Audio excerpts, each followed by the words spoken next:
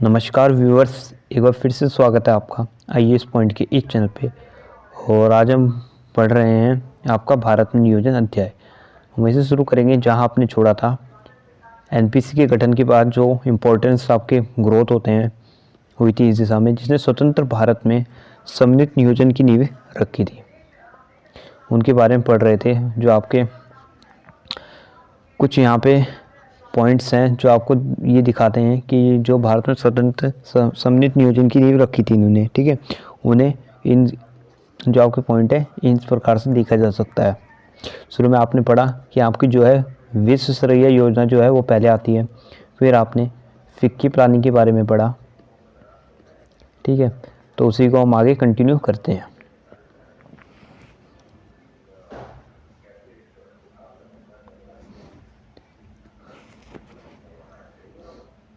पहला था आपका युद्धोत्तर पुनर्निर्माण समिति, पोस्ट वार रिकंस्ट्रक्शन कमेटी। जून 1941 में भारत सरकार ने लोगों की मांग पर एक युद्धोत्तर पुनर्निर्माण समिति का गठन किया, जिसे अर्थव्यवस्था के पुनर्गठन की विभिन्न योजनाओं पर विचार करना था। जून 1941 भारत सरकार ने लोगों की मांग पर एक युद्धोत्तर पुनर्निर्माण समिति का गठन किया, ठीक है।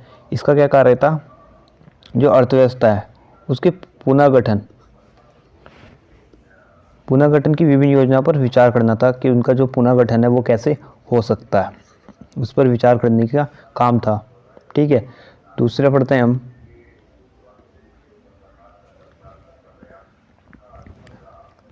दूसरा पॉइंट है आपका अर्थशास्त्रियों की परामर्शदात्री समिति, consultative committee of economist. Ramaswami Mudaliar की अध्यक्षता में 1941 में अर्थशास्त्रियों की एक परामर्शदात्री समिति का गठन हुआ, जिससे कि अपेक्षा की गई कि वह 4 युद्धोत्तर पुनर्निर्माण समितियों को देश के लिए राष्ट्रीय योजना को कार्यान्वित करने के लिए अपने सुझाव देगी। इसका क्या कार्य था? जो युद्धोत्तर पुनर्निर्माण समितियाँ आपकी जो 4 हैं, उसको राष्ट्रीय योजना को कार्यान्वित करने के लिए, चलाने के लिए अपने सुझाव देने का कार्य था।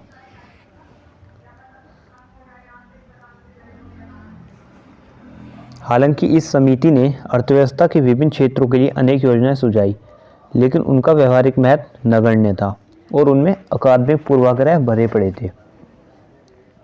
तीसरा पॉइंट हम यहाँ पे पढ़ते हैं, योजना एवं विकास विभाग, प्लानिंग एंड डेवलपमेंट डिपार्टमेंट। सभी संभावित विलंब के पश्चात 1944 में सरकार ने योजना एवं विकास विभाग का गठन वायसराय कार्यकारिणी परिषद के एक सदस्य की अगुवाई में किया, जिससे कि देश में योजना कार्यों का संगठन एवं समन्वय किया जा सके। आदेशित दलाल, बॉम्बे प्लान के नियंत्रक, ये बॉम्बे प्लान हम आगे पढ़ेंगे। आदेशित दलाल ये इसके प्लान के नियंत्रक थे। इसके कार्यकारी सदस्य नियुक्त किए गए। विशेषज्ञों के 20 पैनल गठित किए गए। केंद्रीय विभागों तथा प्रांतों एवं भारतीय राजशास्त्रियों को औद्योगिकरण के लिए विस्तृत योजनाएं तैयार करने के लिए आमंत्रित किया गया। वह 1946 में बंद कर दिया गया। चौथा पढ़ते हैं हम, सलाहकार योजना बोर्ड, एडवाइजरी प्लानिंग बोर्ड। अक्टूबर 1946 में भारत सरकार ने कमेटी की नियुक्ति की। सलाहकार योजना बोर्ड 1946 में आपका ये आता है, एडवाइजरी प्लानिंग बोर्ड, जिसे ब्रिटिश सरकार द्वारा अब तक बनाई गई योजना और राष्ट्रीय योजना समिति के कार्य तथा अन्य योजना जैसे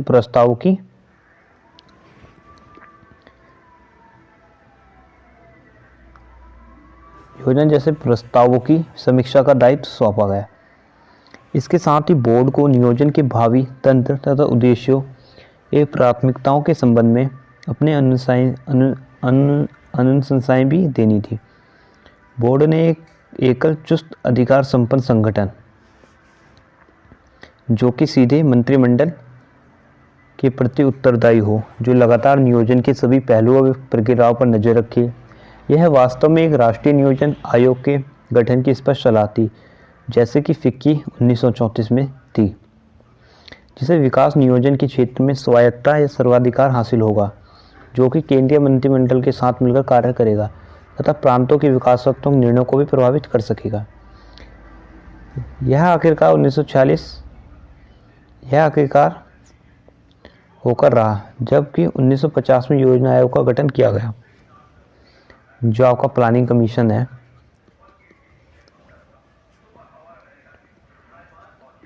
प्लानिंग कमीशन यह आपका 1950 में बनता है। तो ये डेट आप याद रखिएगा।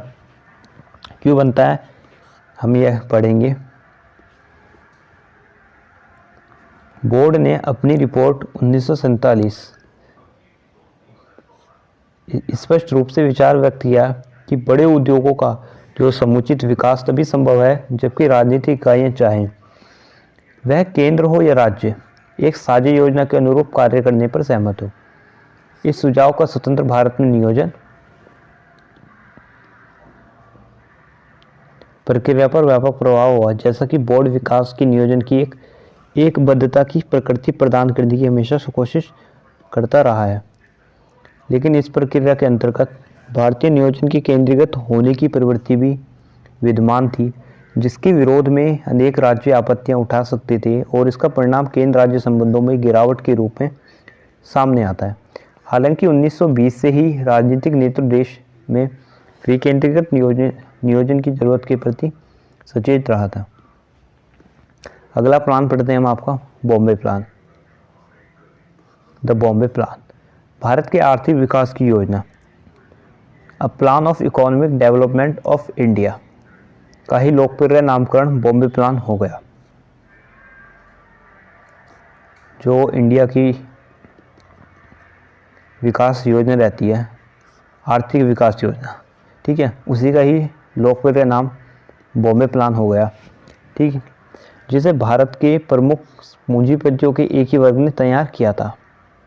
जो भारत के इंडस्ट्रियल थे, औद्योगिक पूंजीपति लोग थे, उन्होंने उनका ही जो एक समूह संगठन था, उन्होंने ये तैयार किया था आपका बॉम्बे प्लान। इसमें 8 पूंजीपति शामिल थे आपके। कौन कौन थे? पुरुषोत्तम दास, ठाकुर दास, जे.आर.डी. टाटा, जे.डी. बिरला, टाटा श्रीराम, कस्तूर भाई, लाल भाई, एडी श्रॉफ, अवरेशी दलाल तथा जॉन मथाई। यह योजना 1944-1945 में प्रकाशित हुई। आपका जो ये बॉम्बे प्लान था, ये भारत की आर्थिक विकास की योजना का ही एक लोकप्रिय नाम था। इसे भारत के जो पूंजीपति थे उन्होंने मिलकर बनाया था, जो 8 लोग थे, ठीक है, आपके यहाँ पे नाम लिखे गए हैं। इसका यह जो योजना है ये आपकी 1944 से 1945 में प्रकाशित हुई थी।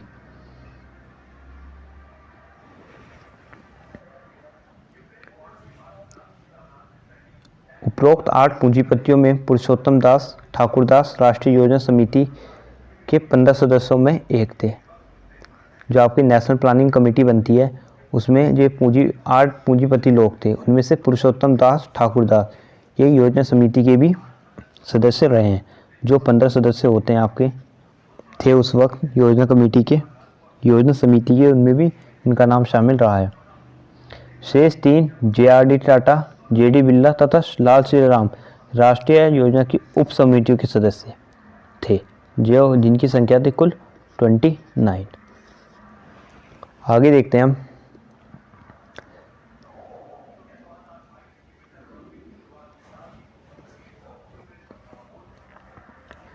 योजना की जरूरत तथा एनपीसी तथा बॉम्बे प्लान के सदस्यों की साझी सदस्यता से इन दोनों बड़ी योजनाओं के बीच स्पष्ट सहमति बन सकी, जिसका प्रतिफल स्वतंत्रता के पश्चात देश की आर्थिक व्यवस्था का एक स्वरूप प्रदान करने में सामने आया।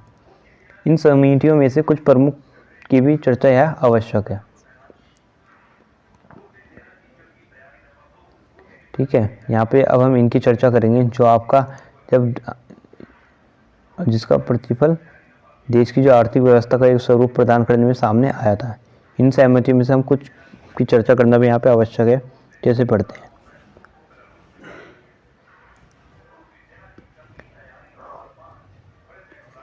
कृषि पुरचना के मामले में मूलभूत सहमति सभी प्रकार के बिचौलियों जैसे जमींदार, उन्मूलन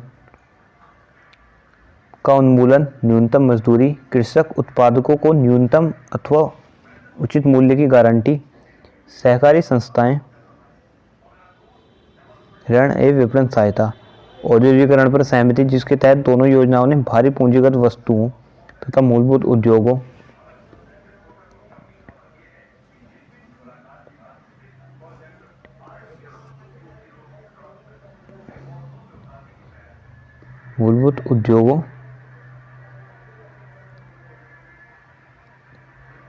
पर जोर दिया।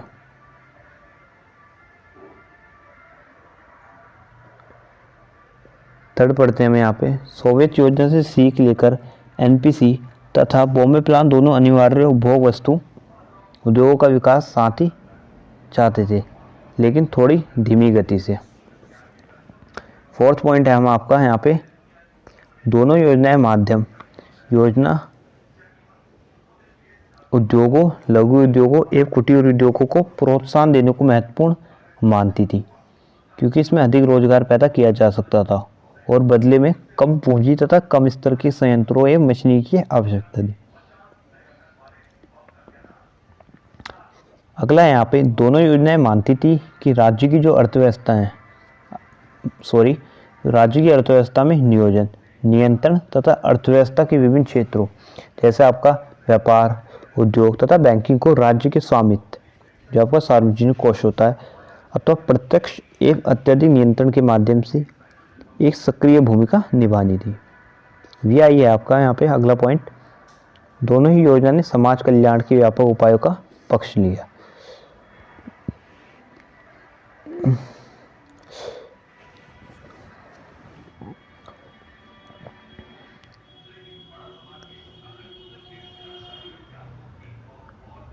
आगे यहाँ पे, अधिकार एवं पूर्ण रोजगार, न्यूनतम मजदूरी की गारंटी, जल स्वच्छता, निःशुल्क शिक्षा, बेरोजगारी एवं बीमा के लिए सामाजिक बीमा पर अधिक सरकारी खर्च तथा उपयोगी सेवाओं जैसे बिजली, परिवहन को राज्य सब्सिडी के माध्यम से कम कीमत पर उपलब्ध कराना आदि शामिल थे। नेक्स्ट पॉइंट पढ़ते हैं हम यहाँ पे, दोनों ही योजनाएं एक ऐसी योजना बनाए जाने पर एकमत थी जिसके माध्यम से असमानताओं को दूर किया जा सके, प्रगतिशील करारोपण तथा धन के संकेंद्रीकरण पर रोक लगाकर बराबरी अर्थात असमानता को अवांछनीय माना गया, क्योंकि इससे घरेलू बाजार पर बंदिश लगती थी। नेक्स्ट प्लान पढ़ते हैं हम आपका, गांधीयन प्लान। नेक्स्ट है आपका गांधीयन प्लान। गांधीवादी आर्थिक चिंतन की मूल भावना का समावेश करते हुए श्रीमान नारायण अग्रवाल ने 1944 में इस योजना का सूत्रण किया था। तो इसके जो जनक थे वो थे श्रीमान नारायण।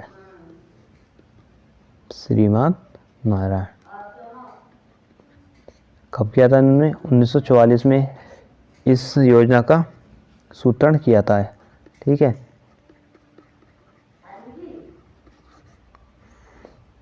आगे बढ़ते हैं हम।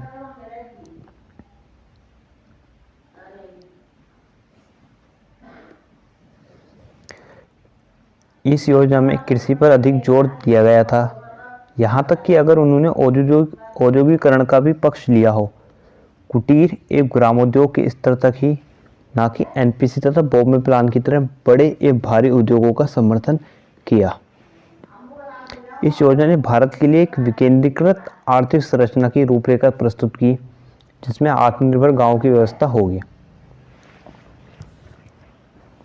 यहाँ ध्यान देने की जरूरत है कि गांधीवादी एनपीसी अथवा बॉम्बे प्लान के केंद्रीकृत नियोजन, राज्य की अर्थव्यवस्था में प्रभावी भूमिका तथा औद्योगिकरण पर बल देने जैसे विचारों से सहमत नहीं थे। गांधी जी के लिए मशीनें, वाणिज्यीकरण तथा केंद्रीकृत राज्य शक्ति आधुनिक सभ्यता के अभिशाप की तरह थे, जिन्हें यूरोपीय उपनिवेशवाद ने भारतीय लोगों पर थोपी थी।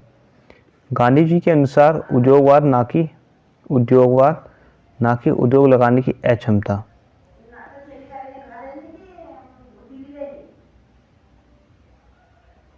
भारत की गरीबी का मूल कारण था। बाद में 1940 के दशक में कांग्रेस ने इसी आधार पर उपनिवेशी शासन के विरुद्ध बड़ा जन आंदोलन खड़ा किया, लेकिन एनसीपी में कांग्रेस के इन मुद्दों पर अलग राय कायम की और एक तरह से गांधी जी को छोड़ दिया। एनपीसी के पहले ही सत्र में 15 सदस्य एनपीसी के एकमात्र गांधीवादी सदस्य थे, जो सीआर कोअप्पा ने यह कहकर गतिरोध पैदा कर दिया कि एनसीपी को औद्योगिकीकरण की योजना पर विचार करने का क्या अधिकार है। उन्हें कहा कि कांग्रेस की प्राथमिकता है आधुनिक उद्योगवाद को सीमित करना, उसे समाप्त करना। बाद में नेहरू जी ने हस्तक्षेप कर घोषणा की कि एनपीसी ज़्यादातर सदस्य यह अनुभव करते हैं कि बड़े उद्योगों को उस सीमा तक प्रोत्साहित किया जाना चाहिए जहाँ तक वे कुटीर उद्योग के लिए संकट ना पैदा कर सके। तो गांधी जी की जो नीति थी वो इस तरीके थी, जो आपका आधुनिकीकरण है उसकी नीतियों को शामिल ना करना। वो पश्चिमीकरण से काफ़ी चिढ़ते थे। वो ये मानते थे कि जो भारत की गरीबी का जो मुख्य कारण है वो आपका आधुनिकीकरण है, ठीक है, या पश्चिमी या यूरोपीय सभ्यता है, क्योंकि वहाँ की जो मशीनें होती हैं या फिर आपके नए उपकरण होते हैं वो किसानों का रोजगार छीन लेते हैं। अगर 100 या 50 आपके किसान जो काम करते हैं 1 या 2 हफ्ते में, वो मशीन आपका 4 से 5 दिन में कर देती थी। तो ये रोजगार छीनते थे और गांधी जी का यही मानना था कि ये आपकी गरीबी का मुख्य कारण है।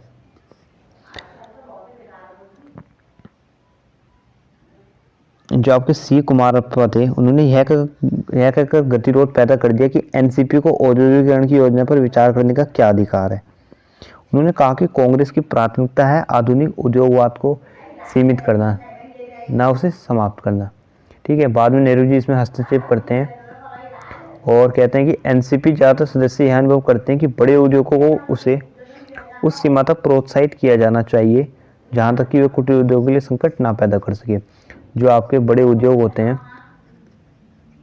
उन्हें उस सीमा तक प्रोत्साहित किया जाना चाहिए जहाँ तक कि वो आपके जो कुटीर उद्योग हैं उनके लिए खतरा पैदा ना कर सकें।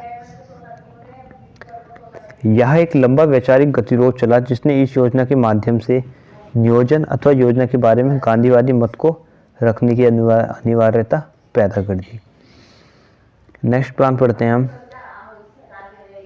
जन योजना, द पीपल्स प्लान।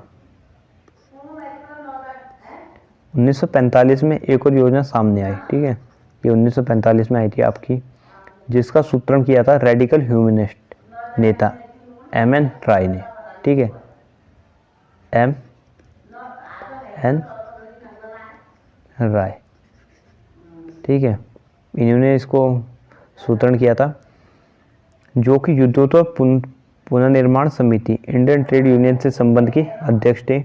यह योजना मार्क्सवादी समाजवाद पर आधारित थी, जिसने लोगों की मूलभूत आवश्यकताओं की पूर्ति की जरूरत की वकालत की। इस योजना में कृषि और उद्योग दोनों क्षेत्रों को प्रमुखता दी गई। अनेक अर्थशास्त्रियों का मत है कि भारतीय योजनाकरण में जो समाजवादी रुझान है उसके पीछे यही योजना है कि 1990 के दशक के यूनाइटेड फ्रंट सरकार तथा 2004 के यूनाइटेड प्रोग्रेसिव अलायंस यूपीए के न्यूनतम साझा कार्यक्रम की प्रेरणा वही योजना रही। ऐसा माना जाता है कि मानवीय चेहरे के साथ आर्थिक सुधार का नारा, जिसके साथ 1990 के दशक में